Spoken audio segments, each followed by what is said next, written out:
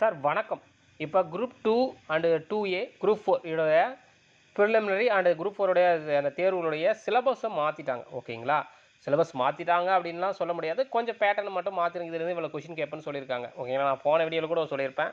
சிலபஸ்லாம் எங்கேயும் சேஞ்ச் பண்ணல சார். அதே சிலபஸ் தான், கொஞ்சம் மாடரேட் இது பண்ணியிருக்காங்க, அவ்வளோதான். எடிட்டிங்கை பண்ணியிருக்காங்கன்னு அது ஓப்பனாக சொல்ல போனால் கம்பைல் பண்ணி எடிட் பண்ணிட்டாங்க. பெருசாக லென்த் பேஜை எதுக்கு மாணவர்களுக்கு பார்க்குறதுக்கு, ஒரே பேஜில் பிரிண்ட் அவுட் எடுக்கணுன்ற மாதிரி பண்ணியிருக்காங்க. ஓப்பனாக சொல்ல போனால் புரியுதா? அதுக்கான விளக்கமும் நான் போன வீடியோவில் சொல்லிட்டேன். ஸோ இப்போ இந்த வீடியோவில் தமிழில் என்னென்ன சேஞ்சஸ் பண்ணாங்க அப்படின்றத பார்க்கலாம் வாங்க. ஓகேங்களா? ஃபஸ்ட்டு இதுக்கு முன்னாடி பார்ட் ஏ அப்படின்னு, அதாவது பகுதி ஆன்னு ஒன்று படித்தோம். பகுதி ஆ, பகுதி இ இப்படின்னு 3ஆக படித்தோம் சார் தமிழுக்கு. பட் இந்த டைம் என்ன பண்ணியிருக்காங்க, யூனிட் 1, யூனிட் 2ன்னு இப்படி கம்பைல் பண்ணிட்டாங்க, கொடுத்துட்டாங்க. புரிச்சா? எதுவும் பிரச்சனைலாம் இல்லை. சரி, யூனிட் 1ல் என்ன பண்ணாருங்க அப்படின்னா பிரித்தெழுதுகள் கொடுத்துருக்காங்க. இதுக்கு முன்னாடி பிரித்தெழுது இருந்துச்சு. புதுசாக என்ன சேர்த்து எழுதுகள் சேர்த்துட்டாங்க சார். ஓகேங்களா? போன டைம் சேர்த்து எழுதுகளாக கிடையாது, இந்த டைம் சேர்த்து எழுதுகள் கேட்டாங்க. சந்திப்பில் எப்பயுமே இருந்துச்சு, குறிநடையில் வேறுபாடு எப்பயுமே இருந்துச்சு. லாலா அதாவது ஒளி வேறுபாடுன்னு சொல்லுவாங்க. இந்த இடத்துல நானா ராரான் அப்படின்னு அவங்க அந்த இணை எழுத்துக்களுடைய வேறுபாடு அப்படியே கொடுத்துருவாங்க. சுட்டு எழுத்துக்கள் வினா எழுத்துக்கள் எப்பயுமே ஒருமைப்பன்மை, அவன் வந்தான், அவன் அது வந்தது, இந்த மாதிரி ஒருமைப்பன்மை நீக்கி எழுதுகள் ஆல்ரெடி இருந்த தப்பாட்டி. வேர்ச்சொல் படி என்றது வேர்ச்சொல், படித்தான் வேர்முற்று, வினைமுற்று என்ன வந்தான் என்ற சொல் வினைமுற்று, அதன் வேர்ச்சொல் என்ன வா, இந்த வேர்ச்சொல் அப்படி இருந்தது தான். ஓகேங்களா? ஸோ அதே மாதிரி வினையாளன் பெயர், அது வந்தவர், போனவர், இதெல்லாம் யார், பாடியவர் அப்படின்றத வினையாளன் பெயர், இதெல்லாம் ஆல்ரெடி கேட்ட கொஷின் தான், ஆல்ரெடி இருந்ததான். எந்த சிலபஸ் எதுவும் மாற்ற கிடையாது. ஓகேங்களா? அந்த எழுத்து பிழை ஒற்று பிழைலாம் லாக் பதிலாக குண்டு லாக் பதிலாக பல மரத்துக்கு பதிலாக குண்டு லாக் போட்டுருவாங்க. ஓகேங்களா? சிறப்பிழா வரணும், அந்த மாதிரி அந்த வேறுபாடுலாம் கொடுத்துருந்தாங்க. இது ஓகேவா? யூனிட் 1 எதுவும் பிரச்சனை கிடையாது. அடுத்தது யூனிட் 2. யூனிட் 2ல் என்ன, எதிர்ச்சொல் எடுத்துடுதல், ஓரெழுத்து ஒரு மொழி. ஓகேங்களா? ஒரு பொருளும் பல சொல், அதுக்கடுத்து அகரவரிசை சொற்கு சரிப்படுத்துறது, இதெல்லாம் ஆல்ரெடி கேட்டிருந்து தானே, எதுவும் பேட்டர்ன் மாற்றலை. அப்போ லென்த்தாக இருந்தது பகுதி ஆன்னு சொல்லிட்டு இப்போ யூனிட் 1, யூனிட் 2ன்னு கட் பண்ணி கொடுத்துருக்காங்க சார். இதில் எதுவும் ஒரு பிரச்சனை இல்லை. ஒரு பொருள் கொடுத்த பன்மொழி, இருபொருள் குறிக்கும் சொல். ஓகேங்களா? அதான் 8 என்பது எண்ணெய் குறிக்கும், எல்லை 1 என்பது குறிக்கும், வேங்கை என்பது வேங்கை மரத்தை குறிக்கும், வேகின்ற கையை குறிக்கும். புரியுதுங்களா? அப்போ வருந்தாமரை அப்படின்னா வருந்துகின்ற தாவுகின்ற மான்னு சொல்லலாம். வருந்தாமரை அப்படின்லாம் சொல்லுவாங்களே, வரும் தாமரை மலர்னு சொல்லலாம். ஓகேங்களா? இப்படி அதான் இருபொருள் குறிக்கிறது. இந்த மாதிரி டபுள் மீனிங் இதெல்லாம் ஆல்ரெடி இதெல்லாம் ஆல்ரெடி இருந்தது தான். ஓகேங்களா? எழுத்து வழக்கு, சொல் வழக்கு. ஓகேங்களா? இதெல்லாம் ஆல்ரெடி சொல்லும் பொருளும் அறிதல். ஓகேங்களா? நெறினா என்ன, ஓகேங்களா? மதினா என்ன, மதினா நிலவு, இந்த மாதிரி பொருள் அதெல்லாம் ஆல்ரெடி இருந்தது, அறிஞ்சொரு பொருள். ஓகே. அடுத்தது இதுதான் சார் புதுசாக ஒன்று கேட்டிருக்காங்க. அப்படின்னா எது புதுசாலாம் இல்லை. ஓகேங்களா? கோடிடுத்தலை சரியான சொல்லை தேர்ந்தெடுத்தல். இது என்ன சார் அப்படின்னா, பள்ளிக்கு சென்று கல்வி பயிலுதல் சிறப்பு அப்படின்னு சொல்கிறாங்க. அவங்க பயிலுதல், எழுதுதல், விளையாடுதல், ஓடுதல்னு கொடுப்பாங்க. இது நீங்கள் போட முடியாதா? எல்லாராலையும் போடலாம். இது இது இது இதுக்கு முன்னாடி எப்படி சார் இருந்துச்சு அப்படின்னா, சொற்களை ஒழுங்குபடுத்துக அப்படின்னு இருந்திருக்கும். ஓகே. பள்ளிக்கு சென்று விளையாடுதல் வேண்டும், பள்ளிக்கு சென்றது வேறு என்ன வார்த்தையை கொடுத்துருப்பாங்க. அது கரெக்டான சென்டென்ஸை நான் படிச்சு எழுத மாதிரி இருந்துச்சு. இப்போ என்ன பண்ணிட்டாங்க, அந்த சென்டென்ஸை கட் பண்ணி அவங்க 4 ஆப்ஷனாக கொடுக்குறாங்க போட்டாங்க. புரியுதா? சந்தோஷம். எப்படி கேட்டால் சந்தோஷம், ஈஸியாக எழுதிருவீங்க, பிரச்சனை இல்லையே. ஸோ சிலபஸ் என்னது சேஞ்ச் ஆகலை. அந்த இடத்துல சொற்களை ஒழுங்குபடுத்துன்றது இந்த இடத்துல இது. காலையில் சூரியன் கிழக்கே உதிக்கும், அங்கே கிழக்கு பதிலாக மேற்கு, வடக்கு, தெற்கு இருக்கும். அது கிழக்கு நீங்கள் போட தெரியாதா?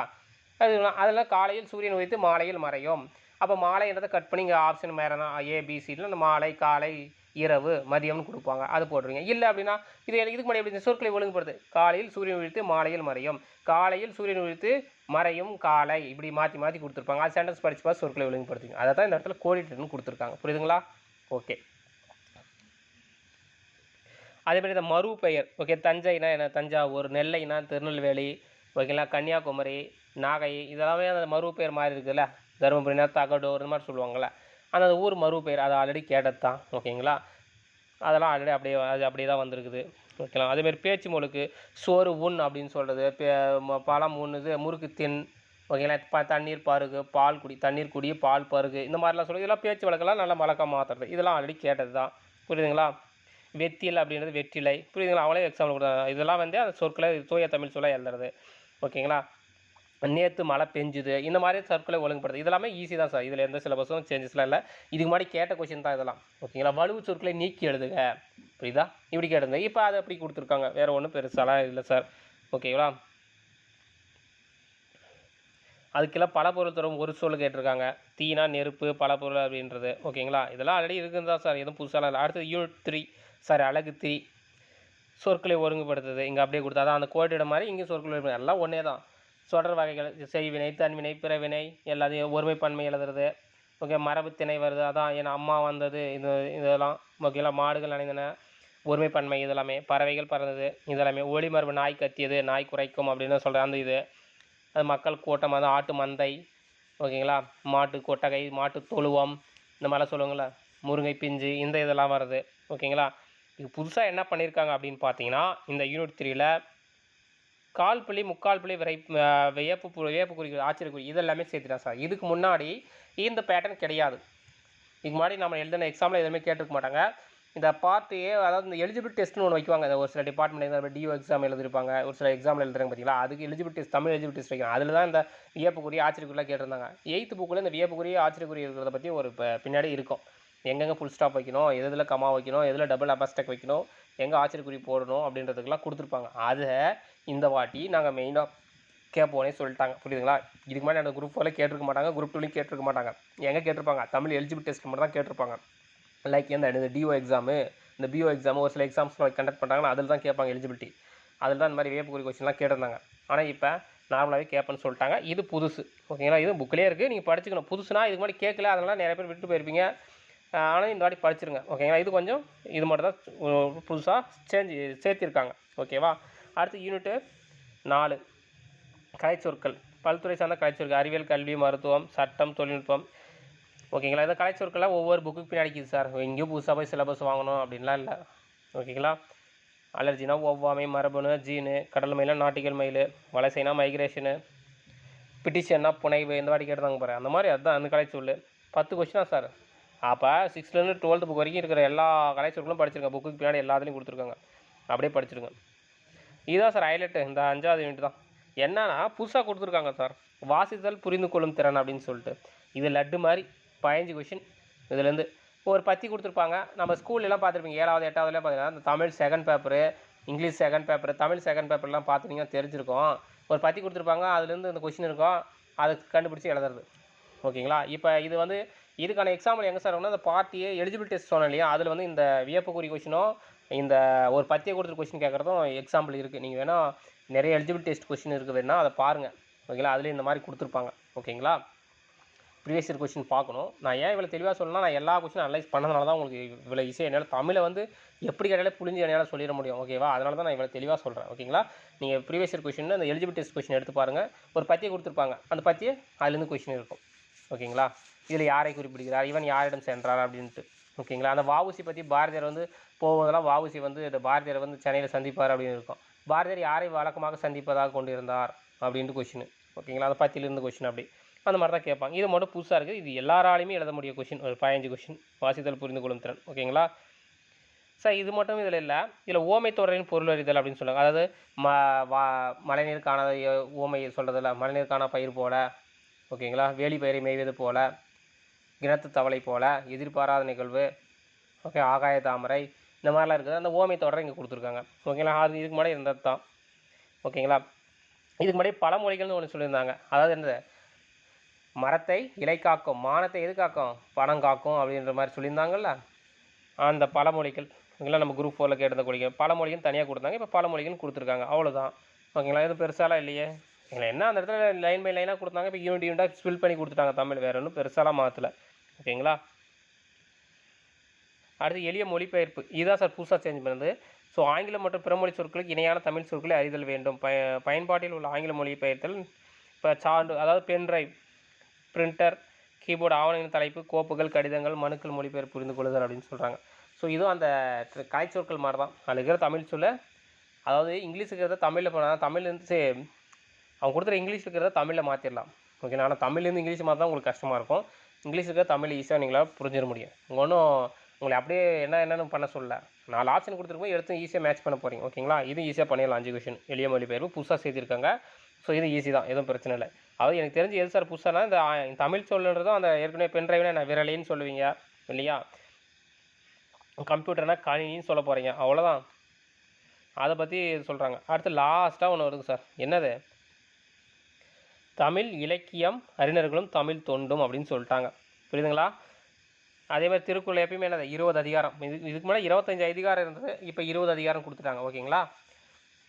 அதுக்கு நம்ம ஒழுக்கமுடைமை பொருளுடைமை அறமொழித்தால் இதெல்லாம் ஓகே. பெரியோர் துணை குரல் வினை செய்யலாம். அந்த 20 அதிகாரத்தை ஓப்பனாகவே கொடுத்துட்டாங்க. இதுக்கு முன்னாடி 25 அதிகாரம் இருந்துச்சு, இப்போ 20 அதிகாரம்னு சொல்லிட்டாங்க. அதேமாதிரி பழமொழி 400, முதுமொழி காஞ்சி, திரிகடுகம், ஓகேங்களா, எல்லாமே சொல்லிட்டாங்க. இன்னா 40 சிறுபஞ்சு மூலம் எல்லாமே ஔவையார் பாடல்கள், ஓகேங்களா, இதெல்லாமே ஆல்ரெடி இருந்தது தான். தமிழின் தொன்மை சிறப்பு திராவிட துறைவன் செய்திகள், உவேசாயர், தேப்போ மீனாட்சி சுந்தரம் ஆல்ரெடி இருந்தது தான். சி லக்குனார் ஆல்ரெடி இருந்தவர் தான், ஓகேங்களா. ஜிவி போப்பு தமிழ் அதாவது அயல்நாட்டு தமிழ் தொண்டுன்னு இருந்துச்சு, அதை அப்படியே கொடுத்துட்டாங்க. ஜிவி போப்பா, டிகேசி. இப்போ அந்த புது புக்கில் தவத்திரு குன்றக்குடி அடிகளார் இருந்துச்சு, அதனால் இப்போ குன்றக்குடி அடிகளார் கேட்டாங்க, ஓகேங்களா. தமிழ் வழி கவிஞர் தமிழ் வழி வந்து 9th நியூ புக்கில் இருந்துச்சு, இதனால் தமிழ் வழியை மென்ஷன் பண்ணிட்டாங்க. இதுக்கு மேலே தமிழ் வழிலாம் இல்லை, ஓகேங்களா. கடையில் உருத்திரங்கண்ணார் இதுக்கு மேலே இல்லை, இப்போ உருத்திரங்கண்ணார் கொடுத்துட்டாங்க. கிவா ஜெகநாதர் கொடுத்துட்டாங்க, நாமக்கல் கவிஞர், ஓகேங்களா. இதெல்லாம் ஆல்ரெடி தமிழ் வழியில் இல்லை சார், இப்போ தான் கொடுத்துட்டாங்க. எங்களுக்கு ஆயுதம் இல்லத்தில் ஆல்ரெடி இருந்தார், அதாவது இதுக்கு மேலே ரிவைஸ் பண்ணும்போது சிலபஸில் கொடுத்துட்டாங்க. ஃபஸ்ட்டு 2019 இல்லை, அதுக்கப்புறம் 2022 ஒரு டைம் சிலபஸ் ரிவைஸ் பண்ணாங்க. அப்போ தான் அந்த பழமொழிகள்னு ஒரு இதை இன்சர்ட் பண்ணி விட்டாங்க. அதுக்கப்புறம் இந்த ஜிவி போப்பு, காகிதம் இல்லத்து, ராவண காவியெல்லாம் கேட்டாங்க. இந்த வாட்டி அதெல்லாம் இல்லவே இல்லை, புரியுதுங்களா. சரிங்க சார், போன வாட்டிக்கு இந்த வாட்டி தமிழ் சிலபஸ் என்ன சார் இல்லை? சொன்ன மாதிரி சிலப்பதிகாரம், ஓகேங்களா, அந்த அந்த இது எல்லாமே இல்லை, காப்பியங்கள்லாம் இல்லவே இல்லை, குறிப்பாக சொல்ல போனால், புரியுதுங்களா. சித்தர்கள் நம்ம எக்ஸ்பெக்ட் பண்ணுவோம்ல, ஒரு சித்தர்கள் கூட எங்களுக்கு எதுவுமே கேட்கல. இதில் இல்லாமல் நான் போய் போன வாட்டி குரூப் 2 கேட்டாங்க, சிறப்பு தமிழ் வேறு கிளாஸ் எடுத்து போட்டோங்க, சித்தர்கள் கேட்கவே இல்லை.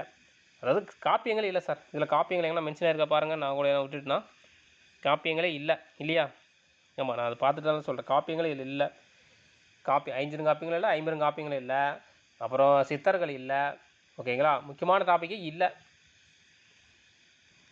அப்புறம் என்ன, நாட்டுப்புற பாடல் இல்லை, குறிப்பாக என்னது பக்தி இலக்கியம் இல்லை சார்.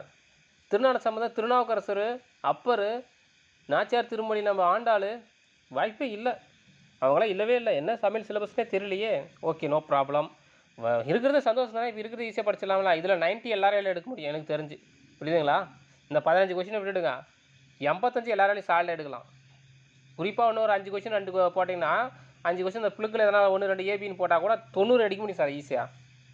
90லேருந்து 100 போகிறதாங்க பிரச்சனையே, ஓகேங்களா. 95 கூட ஈஸியாக போனால் இந்த டைம் சென்டம் போகிறதுக்கும் சான்சஸ் இருக்குது அதிகம், என்னால் சொல்ல முடியாது சால்ட்டாக. ஏன்னா சிலபஸ் அப்படி இருக்குது, இன்னும் பெருசாக அங்கே ட்விஸ்ட்டு கிடையாது. சிலபஸை குறைச்சிட்டாங்க தமிழில் பொறுத்த வரைக்கும். பக்தி இலக்கியெல்லாம் சில இது நாட்டுப்புற பாடல்லாம் இல்லை, ஓகேங்களா, எதுவுமே இல்லை. அப்போ எப்படி என்ன பண்ணுறது? ஸோ ஈஸி தான் என்னை பொறுத்த வரைக்கும். அதேமாதிரி தமிழ் மொழி அறிவியல் சிந்தனைன்னு இருக்கும், அது இல்லை. அதாவது தீம்பிலி எரிந்து வரைந்த பந்தல் அப்படின்னா பதிற்று பத்து சொல்லுது, அந்த டைம்லேயே இயந்திரவியல் அறிவு வந்து பழந்தமிழ் இருந்துச்சு, அது இல்லை. உலகளாவே தமிழன்னு ஒரு சிலபஸ் இல்லை, இது இல்லை. அப்புறம் இன்னும் என்ன சொல்கிறது, அந்த லைக் நல்ல சிலபஸ் மைண்டுக்கு வந்து நிற்கும், நோய் தீர்க்கும் மூலிகை, அந்த சிலபஸ் இல்லை. மனோன்மணியம் இல்லை, மனோன்மணியம் கூட இந்த மாதிரி கான்ட்ரவர்சியாக குரூப் 4 ஒரு கொஸ்டின் கேட்டால் மனோன்மணியம் இல்லை. வேறு என்ன சொல்கிறது, ராவண காவியம் இல்லை, புரியுதுங்களா. மேஜரான டாப்பிக்கே இல்லை சார், ஓகேங்களா. நீங்கள் மெமரி பண்ண வேண்டிய டாபிக் இல்லை. இது வந்து ஒரு ஜஸ்ட் ஒரு அனலிட்டிக் பேப்பர் மாதிரி இருக்குது. போனோமா ஆப்ஷனை பார்த்தோமா அடிச்சோமா, அந்த 15 கொஷினுக்கு மட்டும் நீங்கள் படிக்கணும். அது சிலபஸ் கம்மி தான், அந்த 15 கொஷினுக்குமே. லக்குனாரே இவங்களே படித்தாவே போதுமானது, ஓகேங்களா. கடித இலக்கியம் இல்லை, நேரு, காந்தி, அண்ணா கடித இலக்கியம் இல்லை, ஓகேங்களா. ஸோ நிறைய டாபிக் இல்லை சார். சிற்றிலக்கியம் இல்லை குறிப்பாக, ஓகேங்களா. நிறைய டாப்பிக்கு வந்து இல்லாமல் பண்ணிட்டாங்க. ஸோ இது படிக்கிறது ஈஸியாக தான் இருக்குது, பட் ஆனால் ஸ்கோர் கண்டிப்பாக ஏறும், ஓகேங்களா. பேசிக்காக இருக்கிற மாதிரி தான் போட்டிருக்காங்க. 90 கொஷின் ஈஸியாக வர மாதிரி தான் இருக்குது. மீதி ஒரு 10 கொஷின் மட்டும் இந்த தமிழ் தொண்டில் எதனா உங்களுக்கு ட்விஸ்ட் பண்ணலாம், ஓகேங்களா. அப்படி இல்லைனா அந்த கலைச்சொற்கள் சொல்லலாம், ஆங்கில தோலுக்கு தமிழ் கலைச்சொற்களை ஒரு சொன்னாங்க இல்லையா, ஒரு அதில் கலைச்சொற்கள் தான் யூனிட் 6 எளிய மொழிபெயர்ப்புன்னு இருக்குது பார்த்தீங்களா, 5 கொஷின். அதில் எதனா கொஞ்சம் உங்களுக்கு ட்விஸ்ட் பண்ணணுன்னா ஒரு புரியாத வேர்டாக கொடுத்து உங்களை இது பண்ணால் கொஞ்சம் 5 கொஷினில் எதனா உங்களை ட்விஸ்ட் பண்ணலாம். அதுலேயே தான் 3 கொஷின் போட்டிங்கன்னா 2 கொஷின் தான் உங்களை இது பண்ண முடியும், ஓகேங்களா. ஸோ லாஸ்ட்டாக ஒன்று கொடுத்துருக்காங்க பாருங்கள், யூனிட் 7க்கு பாடத்திட்டு வந்து 10ஆம் வகுப்பு தரத்தில் தான் நாங்கள் கேட்போங்க. அப் டு SS ஸ்டாண்டர்ட் மட்டும் தான் பாடப்புத்தகத்திலே அடிப்படையாக கொண்டதுன்றாங்க. எது இந்த 7 இலக்கியம் தமிழ் அறிஞரும் தமிழ் தொண்டுன்றதில் நம்ப முடியுதா? நம்பி தானே ஆகணும். டிஎன்பிசி கொடுத்துட்டாங்களே கீழே கொட்டளத்தில் நோட்டுன்னு போட்டு, இங்கே கேட்க மாட்டாங்க. என்ன பண்ணுவாங்க, 12th புக்லேயும் போயிடுவாங்க. நம்மளை ஏமாத்துறதே உங்களுக்கு டிஎன்பிசிக்கு வேலை, புரியுதுங்களா. 12th புக்கும் படிச்சிருங்க. இவங்க 10th லெவல் எல்லாமே எஸ்எல்சி தரேன்னு சொல்லிட்டு நம்மளை வச்சு குத்துனாங்க, ஒரு குத்து ஓம குத்தாக குத்தி விட்டாங்க. சிறப்பு தமிழ்லாம் போய் எடுத்து விட்டாங்க, புரியுதுங்களா. அதனால் நான் சொல்கிறேன், நீங்கள் 12th புக்கும் படிச்சுக்கோங்க. எஸ்எல்சி தரம் தான் சொல்லுவாங்க, ஆனால் நம்மளை ஏமாத்துறதே உங்களுக்கு வேலையாக இருக்கும். அதனால் நீங்கள் 12th புக்கும் படிச்சுக்கோங்க, சிலபஸ் கம்மி, ஓகேங்களா. அதனால் 12th ஈஸியாக படிச்சுக்கலாம். சிறப்பு தமிழும் படிச்சுக்கோங்க, வேறு வழி இல்லை. சிறப்பு தமிழில் இந்த டாபிக் என்ன கவர் ஆச்சுன்னா லக்குனார் இவங்க என்ன இருந்தாங்கன்னா கண்டிப்பாக படிச்சுக்கோங்க. ஏன்னா அங்கேருந்து கேட்டுருவாங்க. ஏன்னா சிலபஸ் கம்மி. புரியுதுங்களா? சிற்றலைக்கெல்லாம் இல்லை நான் சொன்ன மாதிரி. சார் இதில் கம்பராமாயணம் கிடையாது, ராவண காவியம் கிடையாது. ஓகேங்களா? அதுக்கப்புறம் இந்த பெரிய புராணம், நாலாயிரத்தி திருவிழா புராணம், தேம்பாவணி, சீராபுராணம் இதில் எதுவுமே கிடையாது. சிற்றலைக்கம் கிடையவே கிடையாது. மனோன்மணியம் கிடையாது. பாஞ்சாலி சபதம் கிடையாது. குயில் பாட்டு கிடையவே கிடையாது. நாட்டுப்புற பாட்டு, சித்திர பாடல்கள் கிடையவே கிடையாது. சமய முன்னோடிகள் அப்பர், திருநாசம், மாணிக்கவாசர், குலசேகர் இவங்க யாருமே கிடையாது. புரியுதுங்களா? பார்ட்டி பி அதாவது பகுதி ஆவில் இருந்தது எல்லாமே க்ளோஸ் பண்ணிட்டாங்க டோட்டலாக. நிகழ்கலை, நாட்டுப்புற கலைகள் எதுவும் கிடையாது. தமிழின் மொழியின் சிறப்பு அது கொடுக்கல. அதுக்கப்புறம் இந்த ஜீபோ வீரமணிலாம் கொடுத்துருந்தாங்க. தமிழக ஊரும் பெரும் தோற்றம் அது எதுவும் கவர் பண்ணல. ஓகேங்களா? உலகளாவிய தமிழ் மண் சிறப்பு மதம் என்ன சொன்னால் அது கொடுக்கல. தமிழ்மொழி அறிவியல் சிந்தனைகள் பற்றி கொடுக்கல.